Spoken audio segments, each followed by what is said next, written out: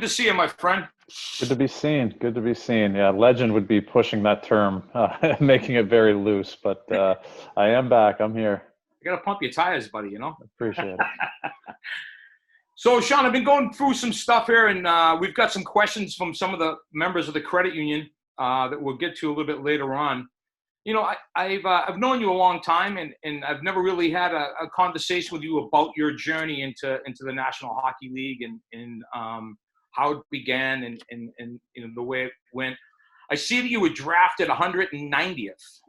I don't even know if they have 190 picks anymore. Well, you beat Tom Brady. He was 199. So, that's the only thing we have in common. Yeah. But how did you find out that you were in fact drafted? In when you did find out you were drafted, where did you go to sign the first contract, and how did the journey begin? Yeah, so I was the year before I got drafted. I actually went to the draft in St. Louis. It was my actual draft year. I was hoping to get picked. I did not. So I sat through the whole thing for 2 rounds, ended up sitting with 4 or 5 GMs afterwards to try and get a tryout. I secured a tryout with one team, and then I never got a letter.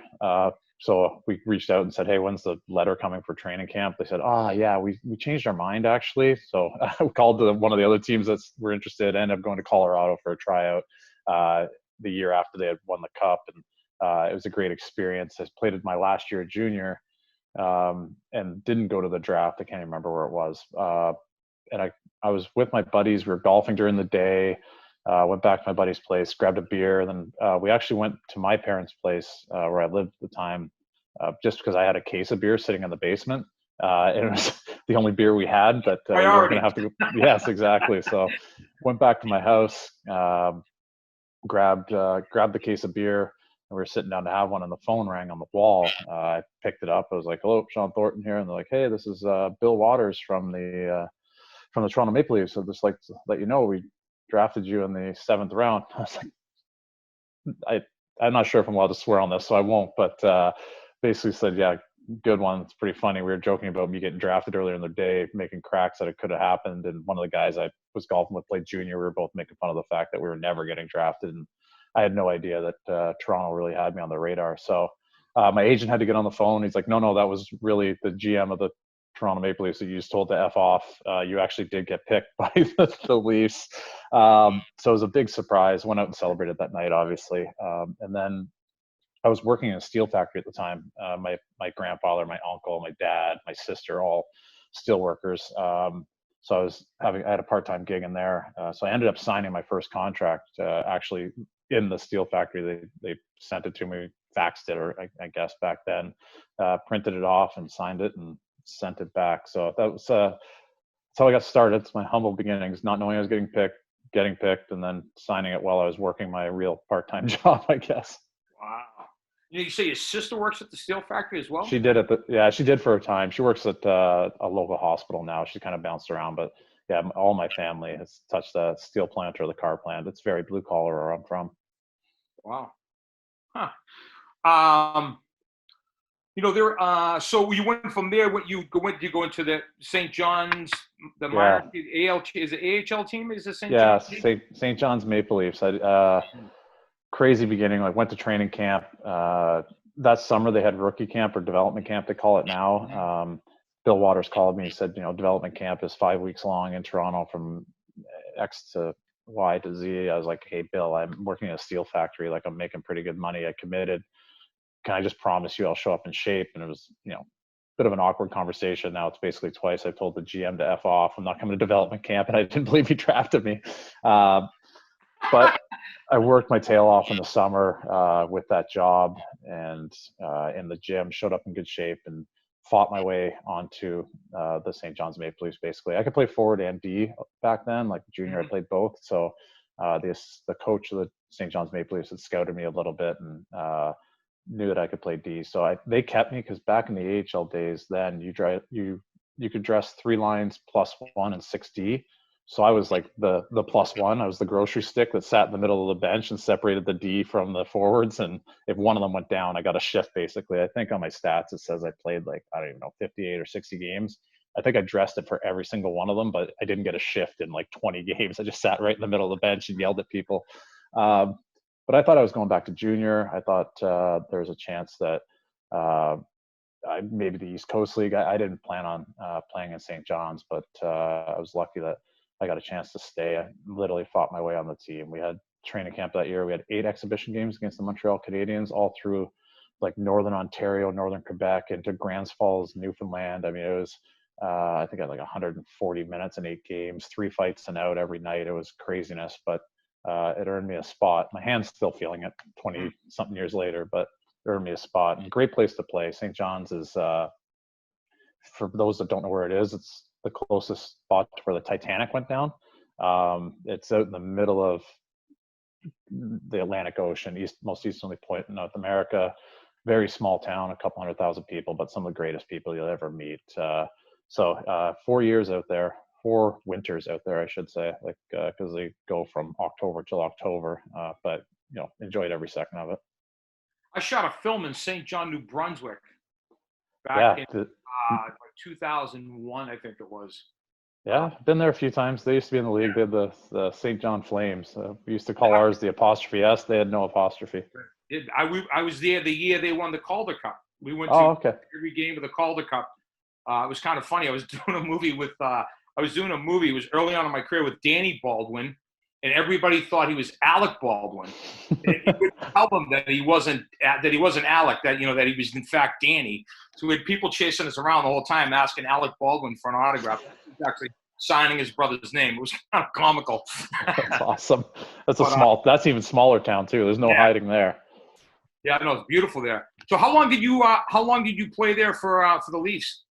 4 years, and then the Leafs said they weren't good. They didn't qualify me. It's weird CBA stuff, but I didn't get qualified. So I was told I was technically a free agent because they didn't sign me by a certain day. So I started shopping myself around. I didn't have an agent anymore at the time. So I called every team. I ended up signing a deal with the Norfolk Admirals, which was the Chicago Blackhawks farm team. So I went to Norfolk, or went to Chicago's training camp. My head coach from St. John's was now the assistant coach for the Blackhawks, so that helped me. Out of training camp, signed an NHL deal because I was only on an AHL deal. And when that happened, it triggered something in the CBA, and Toronto got flagged that I'd signed with Chicago, and we had to give compensation. One of my teammates, Marty Wilford, I was over at his house for dinner in Norfolk after we got sent down. He got a phone call, and he was traded to St. John's for me while I was at his house, and neither of us knew it was happening. So it was kind of an awkward conversation with his wife that night. But I mean, only this stuff happens to me. It's a good story though. The poor guy, his wife was like a news reporter in Virginia Beach too. Like they were set, they'd been there for years, and all of a sudden he's going out to the middle of nowhere, the Atlantic Ocean for a year because I messed up on the CBA rules. But he came back to us the year after. We're still good friends.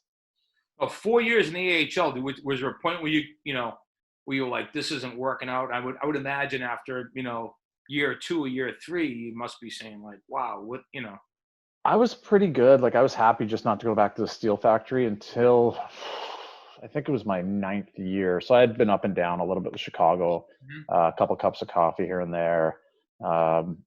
And then I think it was 28 or 29. I was going into the off season, talked to my wife and just said, listen, if I don't make the NHL this year, we're going to have to figure something out. I'm not sure if I can ride on these buses anymore. And so I went to Anaheim's training camp, got sent down out of training camp that fall. I was a captain in Portland, loved the city of Portland, Maine. I was having a good time. And then unfortunately for Todd Fedoruk, but fortunately for me, he fought a guy named Derek Bugard, and Bugard broke his orbital bone. So I got called up, and I had a pretty good recall. I was playing with 2 guys, Getzlaff and Perry, who are now superstars in the NHL, and they were rookies at the time. So I was playing with them. I got sent back down for literally a couple of weeks while they had to clear some contracts. They made some room. Berkey told me that they were bringing me back up as soon as they could. They brought me up, and I won a cup that year. So that was the year that I was planning on I'd already planted the seeds to go be a police officer in Toronto, most likely, if I didn't make the NHL that year. But it couldn't have worked out any better. I win a cup, go from being a career minor leaguer to winning a cup, and then that in turn set myself up for my time in Boston. Wow, that's great. What a great story. Did you know anything about Boston before you arrived here? Did you have any? No, I took the train in once from Lowell when I was playing against the Lowell, which Devils, Lock Monsters, whatever they were that year. I can't. They all blend together sometimes. So many times I got punched in the face in that building. But took the train in once. Did Cheers, did Fenway. Didn't even get into a game because I couldn't afford to scalp tickets. Or they might have, yeah, no, they were in the playoffs actually. So there were tickets, but we couldn't afford to get in. So it was just me and a buddy. That was about all I knew about Boston. Had to jump in a train to get back before the last train went back out to Lowell. And then coming to training camp, it might have been the only team in the NHL where I hadn't crossed paths with somebody in the minors. So didn't know anything about the city, didn't know anybody on the team.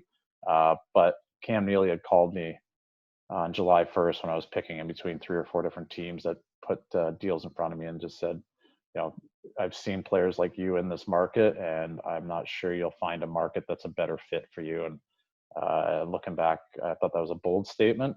Now looking back, it's probably an understatement. So I loved it, and I didn't know anything about it, but we fully embraced it. My wife and I said, we're gonna have to put up with the winters.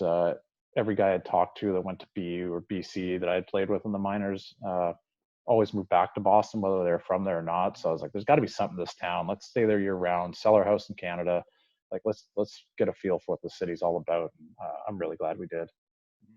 It's such a hockey-rich community. I mean, you look at all the local guys that are in the NHL. I mean, you got Keith Yandel playing for you there in Florida, and Kevin and Jimmy Hayes and Charlie Coyle, Chris Wagner, Brian Boyle. I mean, there's so many guys, and even prior to that, you get like the Tony Amontes and the Jeremy Roenick's, the Andy Brickleys, Ian Moran's. So many people from this area that have played in the league. It's such a hockey crazy town. It really is. And I mean, when I got there, the Bruins, were coming off a few seasons that, they weren't the greatest. They just traded away Joe Thornton. The sentiment for the team definitely wasn't what it is now. And I think people forget that we had like 12,000 people at the home opener my first year. We got lucky that we had a bunch of guys, Patrice Bergeron, myself, Jeremy Reach, Lucic was a rookie, Andy Ferentz, Z, Mark Stewart, PJ Axelson. We had a bunch of guys that I think adopted the culture of the city of Boston. We might not have won every game. I think we squeaked into the playoffs by like a point. It wasn't like we, took off and won the Presidents our first year there, but when we were losing, we made sure people knew that we weren't happy about losing. And I think that really resonated with the fan base. I think it really resonated with the city. I mean, I remember being some absolute bloodbaths when we were down 4 or 5-1. We weren't going to be pushovers if we weren't winning the games. I think people in that city really just appreciate hard work and honest human beings, and I think we really exuded that and kind of took that onto the ice. Yeah, and it's such a city where if you're that lunch pail type of player, a guy who plays every shift like it's going to be his last, the city just embraces you and just loves you unconditionally. Yeah, and a little bit of the underdog feel too. I mean, I'm not sure, to be completely honest, I'm not sure if everyone would have loved me if I was 6'9", 280 pounds, beating the hell out of everybody. Like, people kind of, Bostonians seem to take to the guy that might be a little undersized, but just overwhelms or overwills other individuals. So it was a good fit for me because that's kind of how my mind's built. Yeah, but it's funny. I mean, there are guys who just go out there and fight. As a fan, I mean, I've been a season ticket holder for 10, whatever, 12, 13 years, whatever. And have been around that organization for over 40 years. And, you were one of those guys that come out and you skated every shift like it was going to be your last. You did whatever it took to win. You could put the puck in off your head. You didn't care. I'd take a couple of those, yeah. And those are the type of players like Soupy Campbell was one of my favorite players when he played with the Bruins, because it was just like, you could see every time, and that applied with you as well. You could see every time you stepped on the ice, you were so happy to be there. Yeah. I'll do whatever it takes because I'm just completely grateful for this opportunity right now that's being presented to me. Yeah, 100%. I mean, this game has gifted me a lot of things, and I tried not to ever take them for granted. It was I mean, every kid in Canada and probably Boston, a lot of other markets, they grow up every single day dreaming about playing for the Stanley Cup or dream about even just putting their skates on and being in the NHL, and we get to live out this dream. And I think people say that and it's just words sometimes, but it truly was a childhood dream to be put in this position. And I didn't try and waste a day. And people would ask me all the time, why are somebody so miserable sometimes? Why are you so happy when you're on the ice? And I really took it as I was lucky to be there. I mean, part of it too, coming from my background and like we talked about, blue collar and steel factory and 9 years in the minors. Like I really embraced the fact that I was in the NHL and I was lucky to be there, and I didn't know when it was going to run out either. Yeah, it's funny. Did you ever have one of those moments I've had on myself in my career where, I'd be working, I was fortunate enough, I did 2 movies with Clint Eastwood, and I remember one day him saying to me, "Well, Chappie, what do you think?" And it, like, for a moment there, I'm like, wow, Clint Eastwood just asked me what I thought. You know what I mean? Yeah.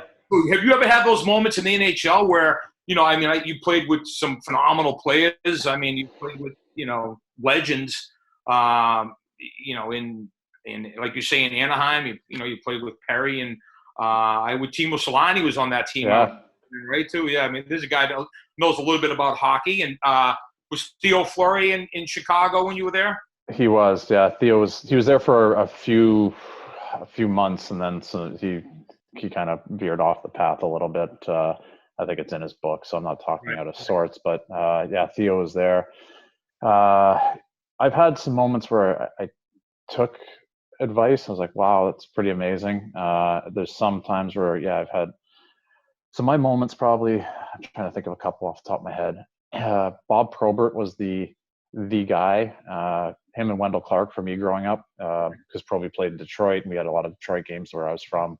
And then Wendell, obviously being from Toronto, he was the captain of the Leafs. He's fighting Proby at 5'10" and scoring 50 goals. Like those were the two guys that I kind of looked up to. And Wendell never asked me as when I was playing what I thought, but I've gotten to know him after hockey, and the course I used to live on down here in Florida, he was a member up. So I used to see him, and for him to pick my brain about what the game looks like and where I'm at now. Like, even though I was in my last couple of years of playing, for someone who was a legend as I was a child to be asking my opinion on things, yeah, it's definitely happened to me. For me with Proby, when I got to Chicago's training camp, checked into the hotel, and I was sitting I think I was in the room on the phone with my wife, then girlfriend, and Probert was my roommate. I had no idea. And he walked in the room. I literally just hung up the phone. I was like, oh my God, that's like, it was like a living legend for me walking into the room. And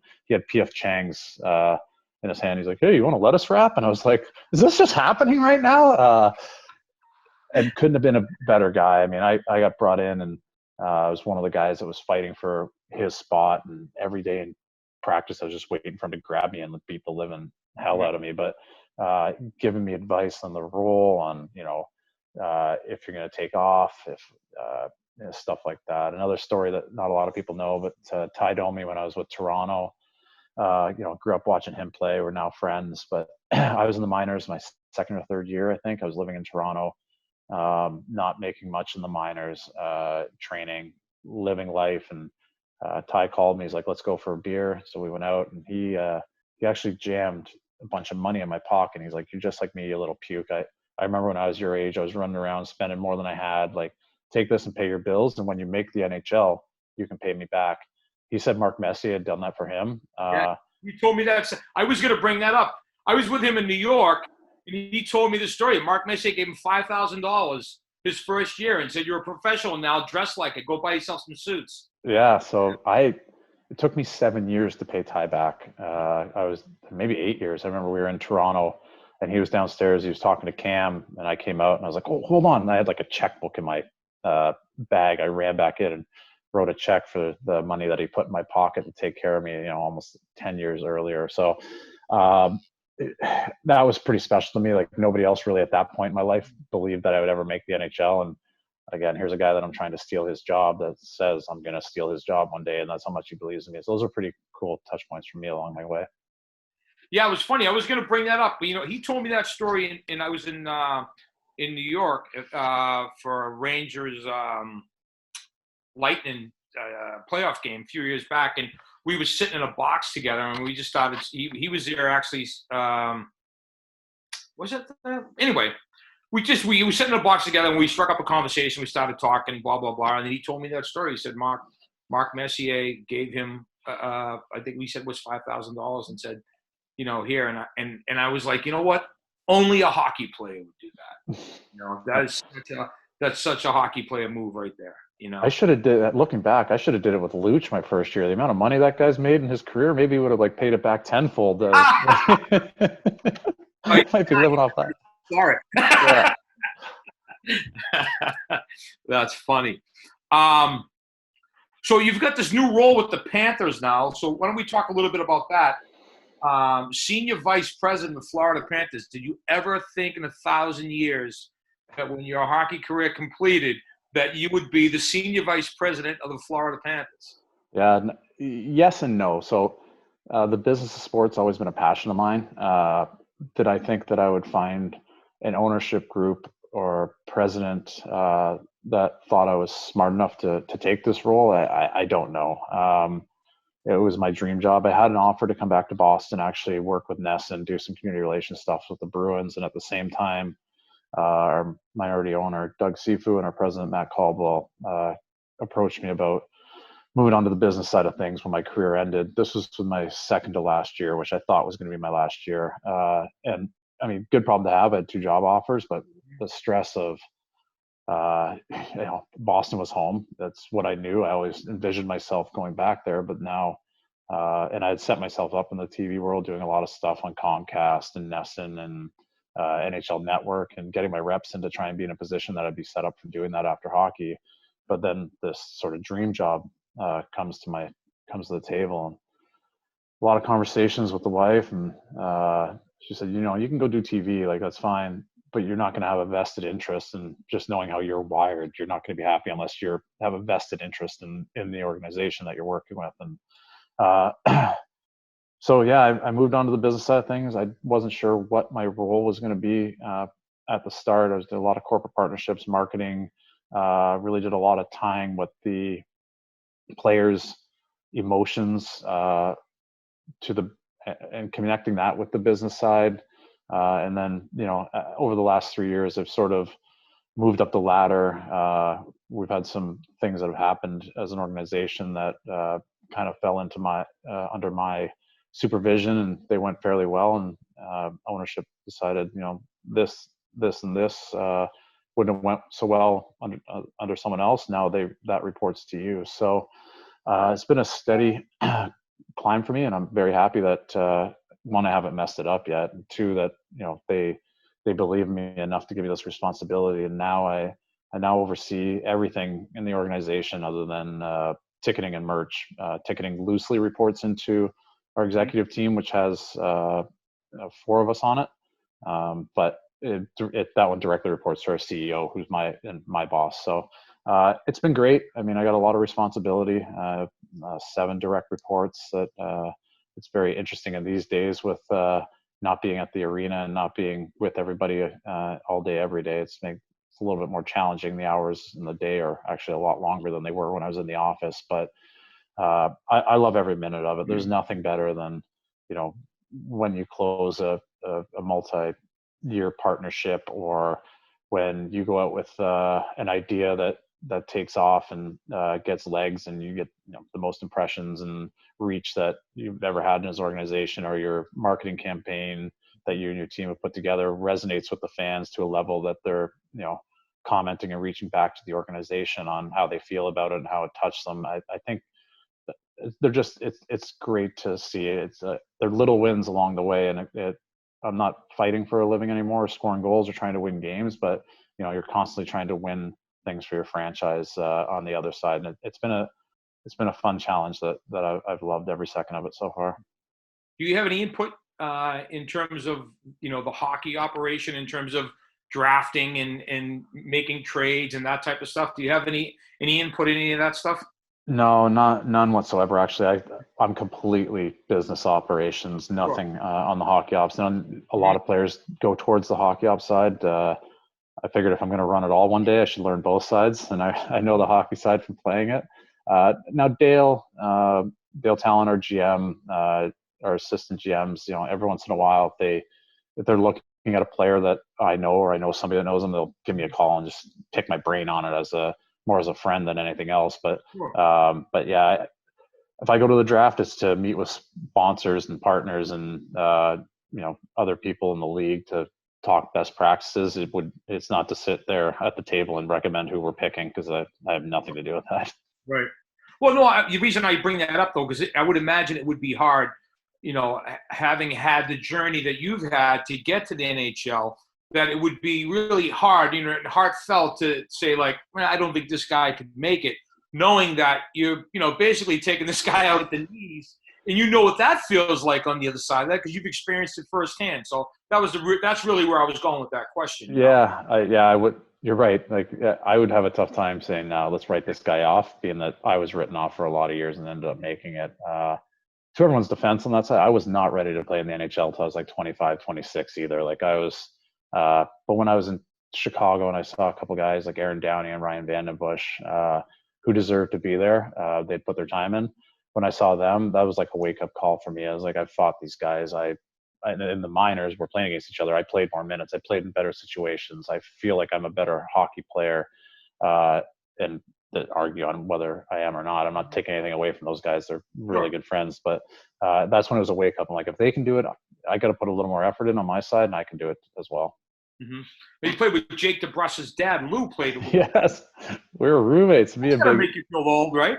Yeah, Jake was in the locker room when I won the cup in Anaheim. He was just a kid back then, so I still talk to Lou. He's a good man. We played together in Chicago. We were roommates. He got his 400th game, and then they sent him down to Norfolk. I got sent down like a month and a half later. It was my first year in the NHL, and then he ended up stepping back and being our assistant coach that year in Norfolk. He was like assistant coach player, but more assistant coach. But we lived one floor above from each other. My wife and his wife, Cindy, used to drink wine together when we were on the road. He's a good man. Yeah, I know them really well. Like I said, they're in our locker room when we won in Anaheim, because we have a few mutual friends, and Jake was in there seeing what potentially could be him one day, and he's turned into a heck of a hockey player. That's when I knew I had to retire, by the way, when I heard Jake DeBrusk's name come up on the draft. And I remember tying this kid into knots on the bus in Norfolk. I was like, I'm too old. I got to get out of the game. Yeah, it's funny. Our friend Steve Diossi told me a story when he played for the Giants. He played with Michael Strahan.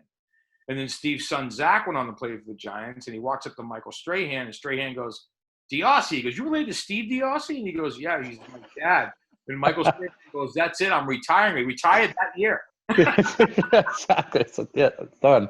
It's done. It was funny. I met Strahan at a fight in Vegas, and I asked him the story to verify, and he goes, oh, no, that's exactly how it happened. He goes, so I heard that was Steve's kid. I was like, that's it. I'm done. He goes, I quit that year.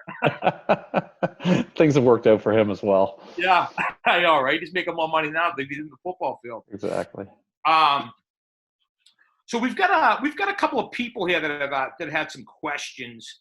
Some members from the credit union. We get Tom M from South Boston. He wanted to know, do you have any insight onto when the NHL will resume? Do you see there being a season? I know there was talk of there being some type of playoff, maybe down in Florida, and I don't know if you have any insight into that.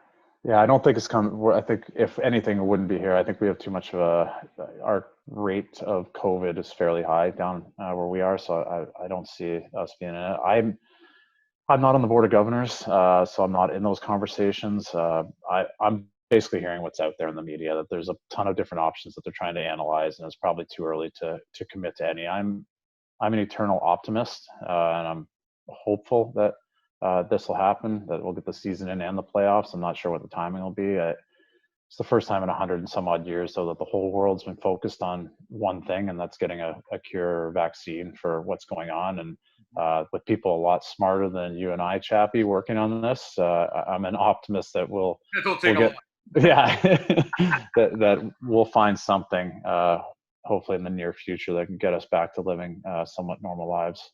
Mm-hmm. Oh, great.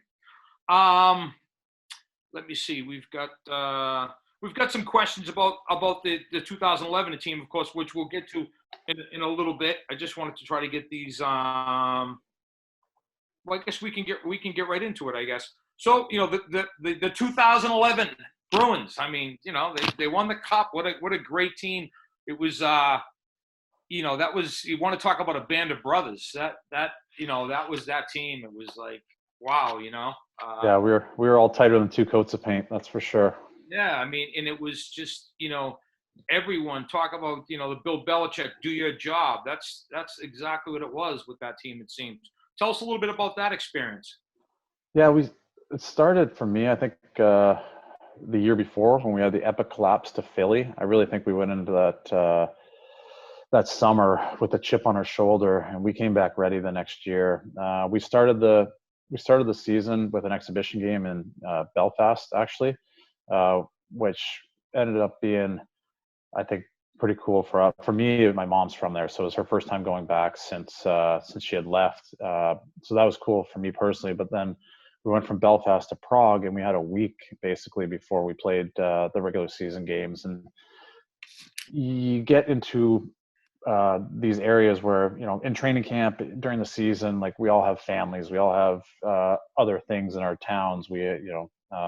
And you have other distractions that you can't just get together as a group of guys for 6 nights straight leading into the season. But when you're in Prague, you actually can. And we did. And, the amount of team bonding that went on in those 5-6 days at Belfast and the days leading up to our regular season games, I think really set the tone for how we were going to be as a team for the rest of the season. And we were family. We really were. We had each other's backs. We had layers. We had depth. We played for each other, not with each other.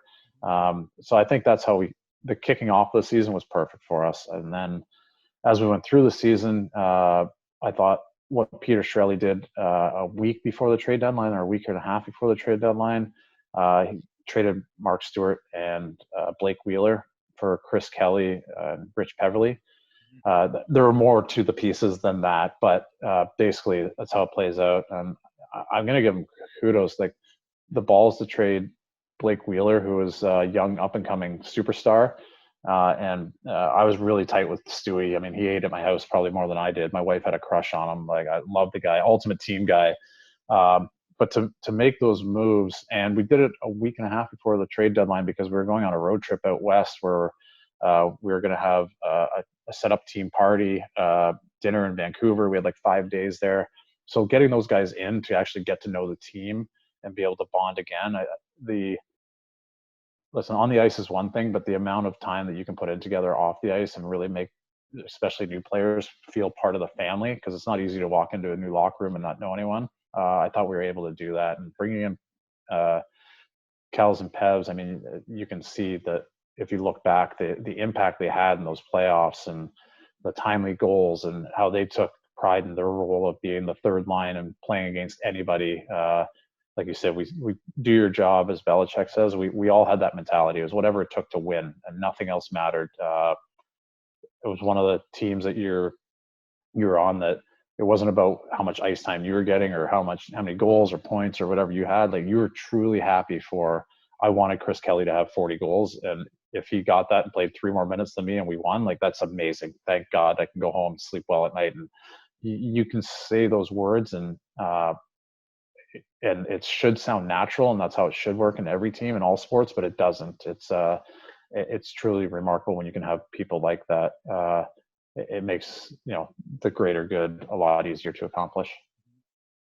Yeah, Chris Kelly. I mean, he was another one of those guys too that the people of Boston just embraced because, once again, he was that same lunch pail type of player who, got in, did the dirty work. He didn't, whatever it took to win. He was right there in the thick of it.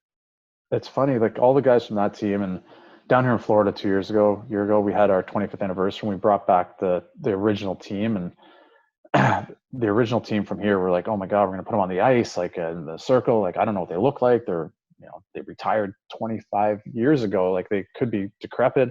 They all showed up and they're all in better shape than I am.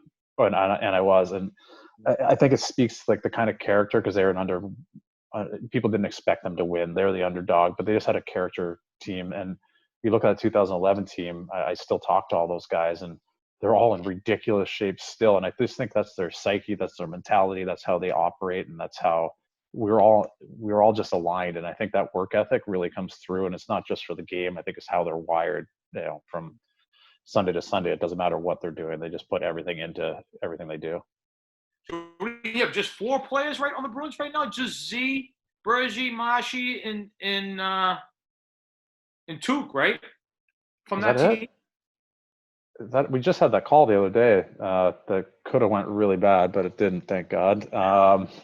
Yeah, is that all that was on there? I think that's all I can think of that was on that team that's presently there now. Just those 4, I think. Oh, Z and Bergy. What a story! Talk about a story of perseverance. Was that guy in the minors like 20 years? Who's that? Tim Thomas. Oh yeah, he played a long time down there too, and not a standard goalie style, or he doesn't fit the mold whatsoever. But same thing, like he wouldn't be outworked. He never gave up on a save. He was exciting to watch, and sometimes you're like, this isn't orthodox, and it makes me panic. But he was the same way in practice. You scored on him, he was pissed. He'd do everything in his power to stop the puck. It was funny, I was pretty good buddies with Axie, with PJ Axelson, and I was in Los Angeles at the time. And when the team would come through, I'd get down the marina there to the Ritz and meet PJ, and we'd go have a dinner or whatever, And so I was picking up one night, and they had just landed, and there's this guy in a full sprint, like running sprints on the medium strip outside that Ritz-Carlton there. Yeah. And PJ goes, stop, and he rolls down the window, and he's like, Timmy, what are you doing?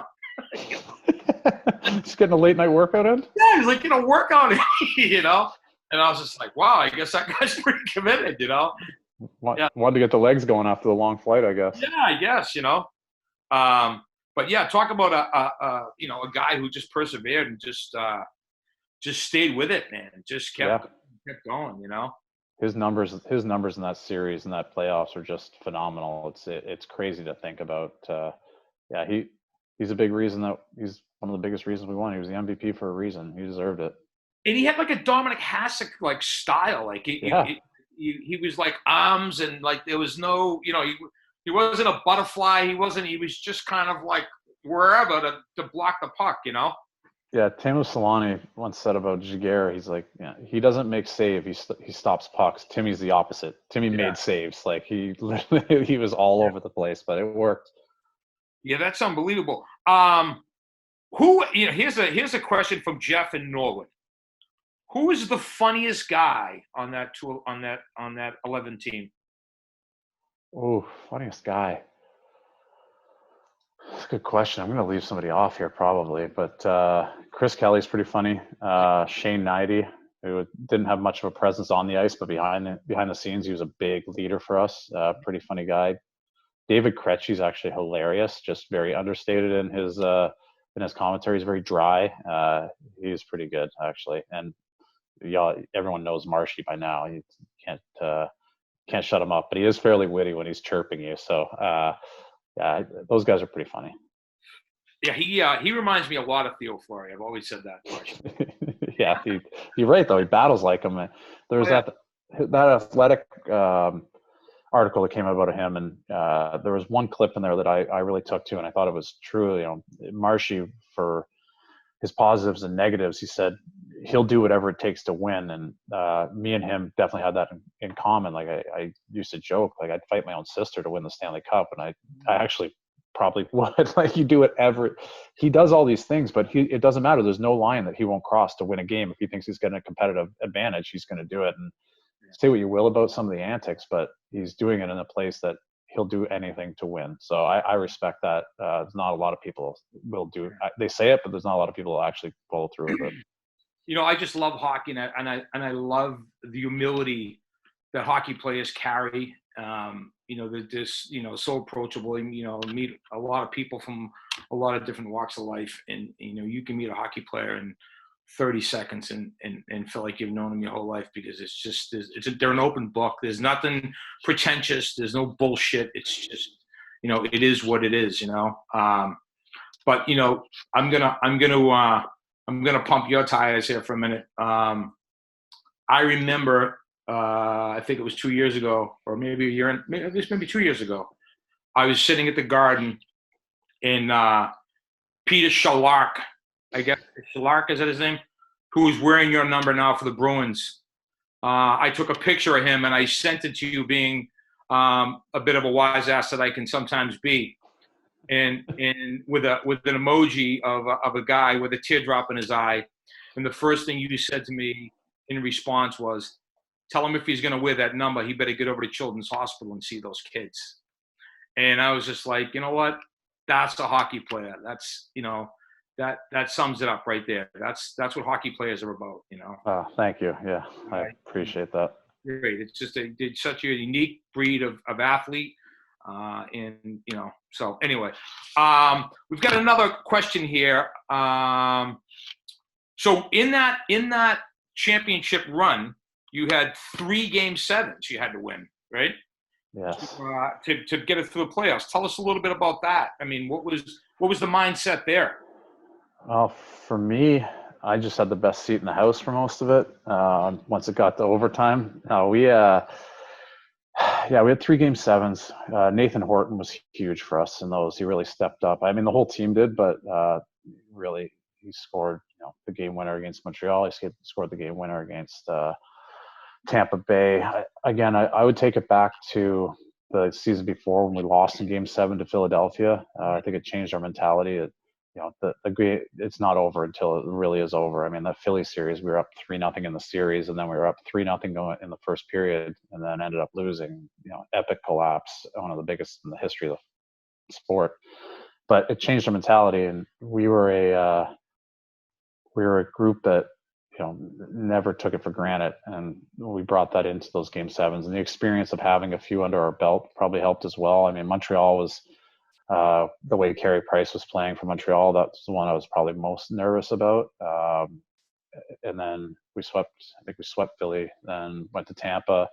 Tampa, I was scratched for Game 7, so I probably couldn't give you a feeling of what was going on in the locker room as well. And then Vancouver, we were determined.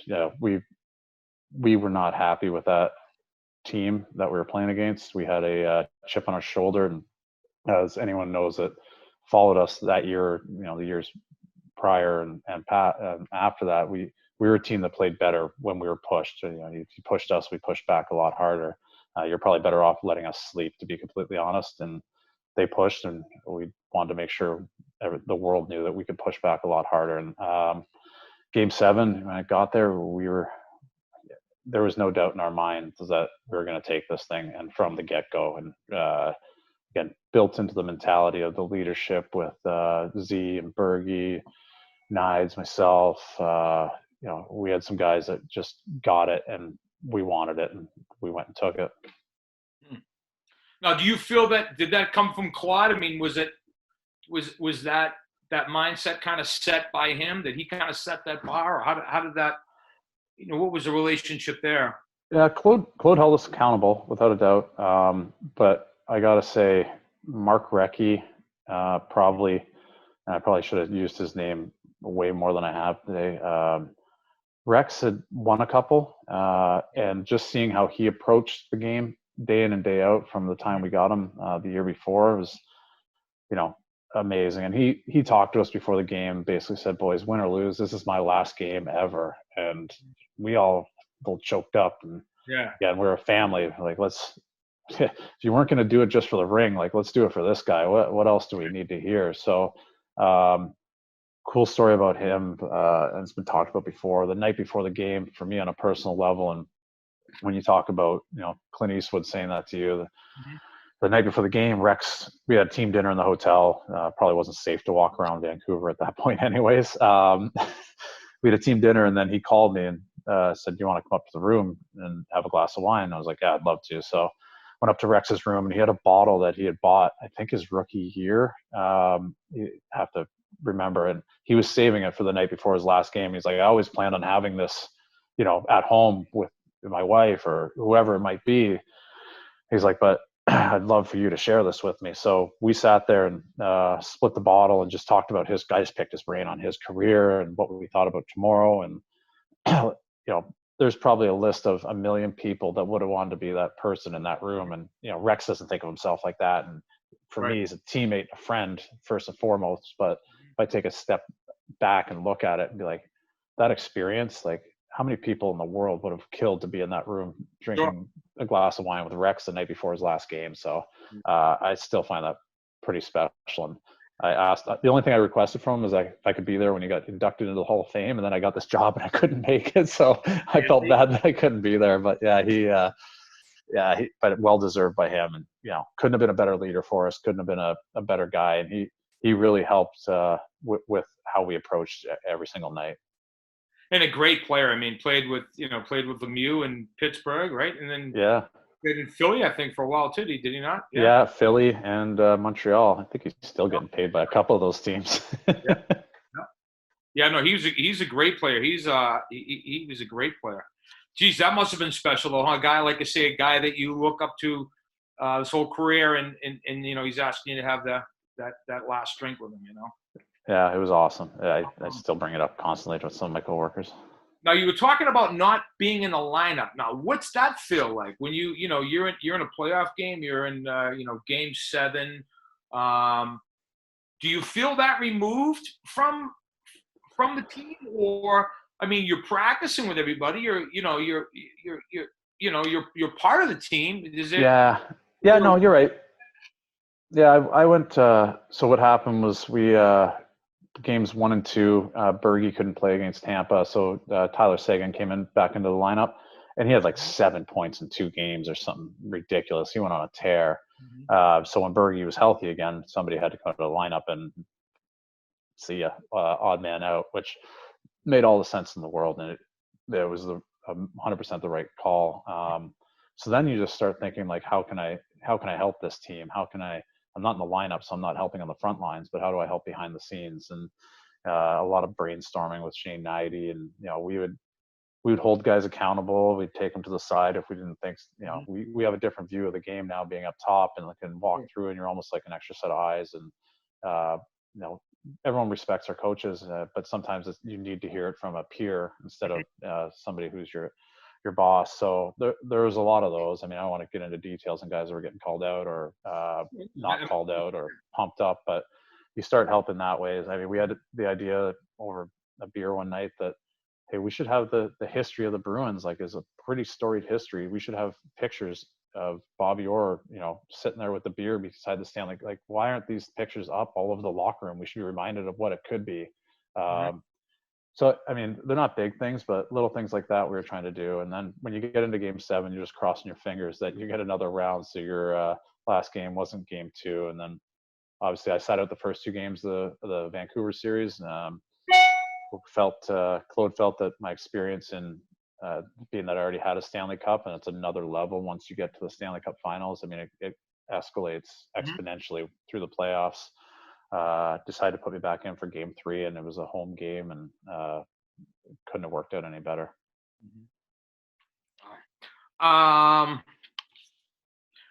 We got a question from Matt in downtown. He wants to know, can you explain the feeling you had when the clock struck 0 and you had once again became a Stanley Cup champion? Yeah.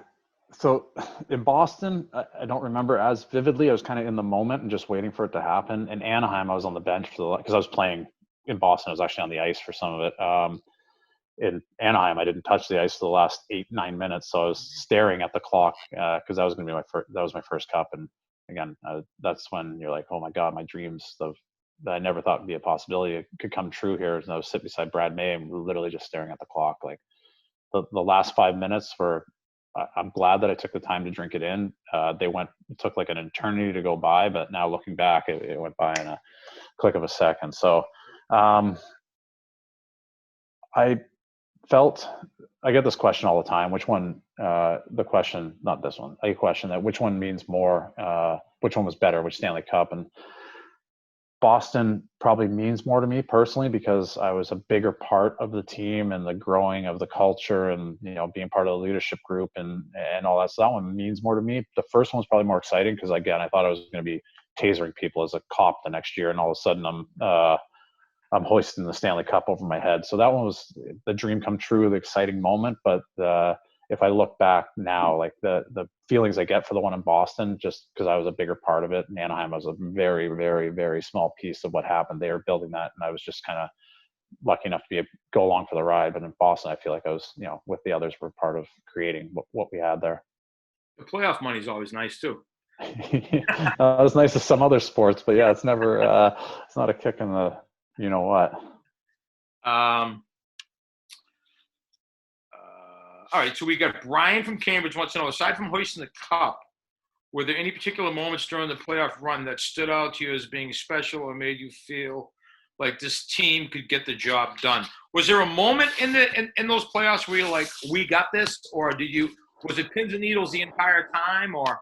We were a fairly confident group. I wouldn't say pins and needles, but definitely, you never know. Anything can happen in any shift in playoffs. So you have that in the back of your mind. But we were fairly confident that, we thought we had a chance to win this probably from, I'd say after that trade deadline when we traded for those guys and we went like a 5, 6, 7 game run, I think. And we were beating some good teams and we're like, oh my God, like we have something here. And just seeing the way that everyone played and everyone played the same style and everyone like followed the script the way they're supposed to. I knew we were disciplined enough. I knew we were enough in sync that we had a chance. So there was no like one key moment that like clicked in the playoffs. I think it actually happened earlier in the season as we were going into the playoffs. We're like, yeah, we're a good hockey team. We're a really good hockey team. Mm-hmm. And of course, we've got some parents here who are asking questions. Do you have any advice for young hockey players? As we discussed before, this Boston is such a hockey rich community. Do you have any suggestions for a young hockey player looking to maybe play in high school or? Yeah, I do. I mean, listen, I was the last kid to make any team and the last kid to get cut on every, like from the time I was 7 years old till my last year pro. So my advice would be have fun.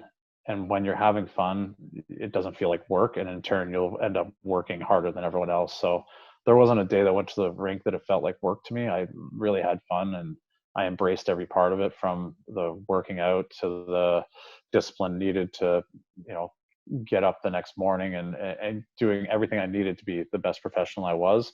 But I had fun doing it. So as a kid, I remember like I had fun playing hockey. It was never, my parents never pushed me to run stairs. They never pushed me to go outside and stick handle for 2 hours. Never. It's always my advice to parents, like make the game as fun as possible and you will get more out of the game than you could ever imagine. But it can't feel like work, especially at a young age, because you'll burn out. I mean, if it felt like work to me, not sure I ever would have played past 16 years old. It was always fun for me. And real, this is a question from Steve and Lowell. What was your day with the Stanley Cup like? Which one? No. Did they let you take it in Anaheim? Yeah, exactly. So one in Anaheim, I'll try and keep it quick because I'm fortunate I had like 3.5 days with the cup due to certain circumstances. But I had one day in Anaheim.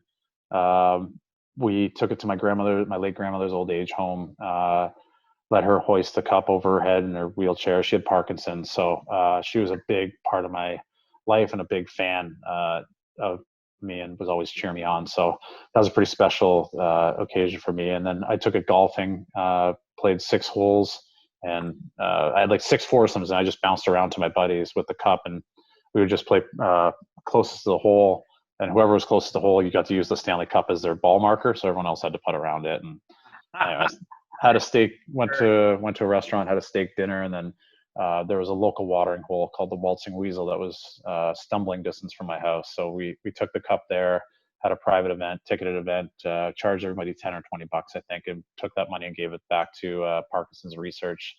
And then Boston, when we won it, I was very fortunate that there was only 5 or 6 of us that got it for 2 days, and the guys that got it for 2 days were like Rex, Bergie, Z, like the super veterans.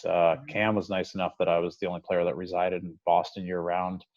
He'd let me have a day with it back in Toronto and a day in Boston. So my day in Toronto, it got in from Finland, from Tuukka's house, like 8 o'clock or 9 o'clock.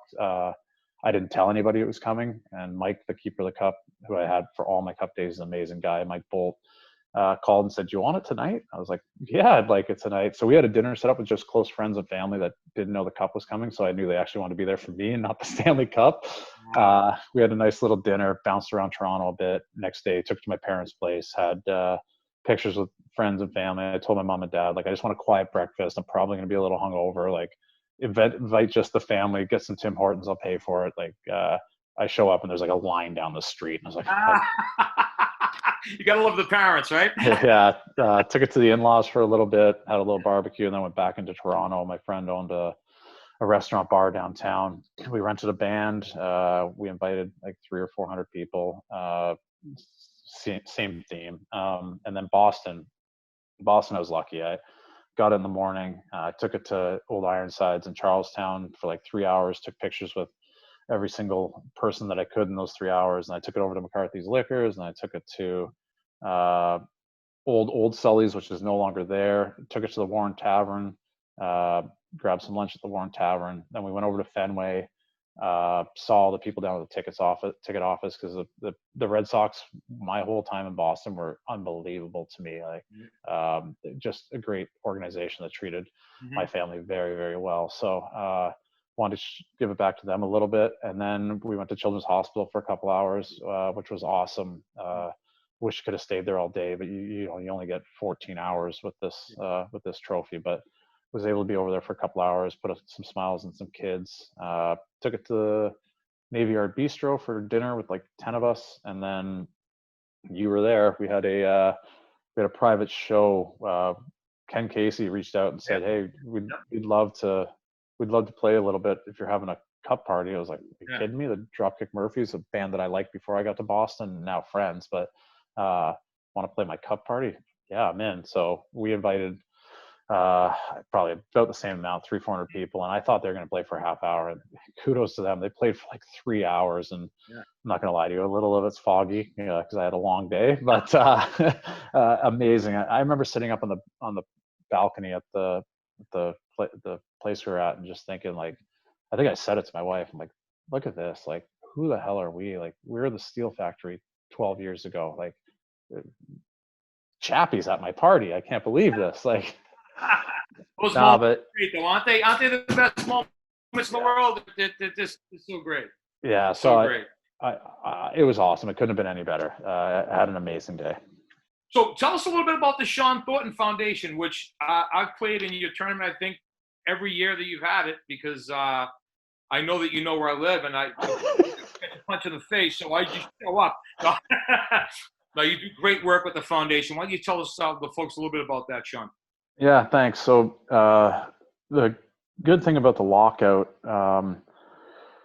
is that one of the good things, we didn't get paid, so that was not the good part, but it forced me to start thinking of other ways that I can give back a little bit. And during a lockout, you're not allowed to talk to anybody in the organization. Basically, there's like a hard cut, and the Bruins Foundation actually helped me start my golf tournament, and I didn't want to lose that golf tournament. I started in honor of my late grandmother, and it meant a lot to me, and the Bruins were amazing getting it off the ground. But then we're getting into like November, December, and I'm not sure if we're going to have a season. If there's no season, that means I can't help the Bruins can't help me do this. So with some help from a lot of friends, ours truly, Tom Tinlin, a couple others that we started with, decided that we should start a foundation.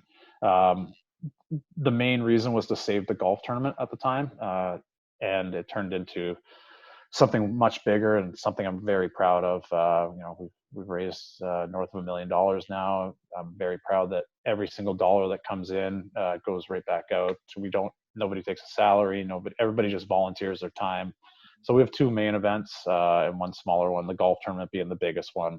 Usually in August, we try and have celebrities for every foursome. We cap the amount of foursomes, so I'm never a big fan of the 6 and 7 hour golf tournaments. They drive me nuts. So, Chap, you've heard me yell at people in the course, like, let's get this moving. It's got to be 4.5 hours, or I'm not happy. So we cap it, keep it more enjoyable. I mean, we could probably make a little bit more money if we opened it up, but I feel like it's been so successful for the last 7-8 years because we make it enjoyable. The other way is marathon. We have a marathon team that runs every year. They commit to raise a certain amount of money for the foundation, and in turn get a bib to run in the Boston Marathon. We're happy to have them. Every bib that we get, we are very thankful for being able to get them. We're very thankful for runners wanting to run for a foundation in my name, which is probably not the most original name, but I wasn't in charge of creative back then. So, and then the Falmouth Road Race as well. We have 10 to 15 runners for the Falmouth Road Race. So yeah, we have a website. You can donate on the website if you feel like giving 5, 10, 15 bucks to the runners or just the foundation. We split the money 50-50 between Parkinson's because of the main tie to my family and my grandmother and why we got it off the ground. And then we've talked about it a couple of times, a little on this call, but in my career, I did a lot of hospital visits. They meant a lot to me. It's hard not to be touched by those kids when you're in there. So the other 50% goes to pediatric cancer as well. That's great, Shawn. And is it just Shawn Thornton Foundation.com? Is that how you donate? ThorntonFoundation.org. And I think on Twitter, it's at Thornton FDN. Instagram, same thing, at Thornton FDN. And do we have a date for the golf event this year? Yeah, we have a tentative date of August 25th. I'm hoping, again, the eternal optimist, I'm hoping that we're still able to have that and we'll have people showing up. So that's... The world's in flux right now. But yeah, exactly. Ferncroft again. That would be up at Ferncroft again this year? Yeah, up at Ferncroft. They've been great. I've been a member up there since my first or second year as a Bruin. Phil, the head pro, is just a great guy. We talk to him all the time, and they've treated us well, and we try and want to give back to the people that have been good to us. I think Reggie Lumlin's working up there now too. I think. Yeah, I think Reggie's doing some membership stuff. Yeah. He gave me a card, and when he gave me the card, I was like, "Oh, this isn't going to be good." Nobody wants money out of me. This is a guy. No, he's a great guy. Thorty, I thank you for your time, my friend. This was awesome. And, please tell your wife, Erin, that I've still, to this day, have been chasing that steak that she made. His wife, Erin, made me a steak. It must be, 4 years ago now? Yeah, about 4 years ago, yeah. We went down to Florida on a golf outing. We went by his house. At least I attempted to play golf. Him and my friend played. But his wife made me probably to it. Don't tell my wife this. I've ever had my entire life, and I've been chasing it ever since. And I haven't quite found it yet. But please tell Erin we said hi, and we appreciate your time. And you may be from Canada, you now live in Florida, but you'll always be one of our guys, Thorty. Appreciate it, Chappie. I appreciate it. It's good to catch up. I was happy to do this, and I'll let her know for sure. I look forward to seeing you at the golf trip this year, at the golf outing. Definitely, bud. All right, good luck. Take care. Thanks, guys.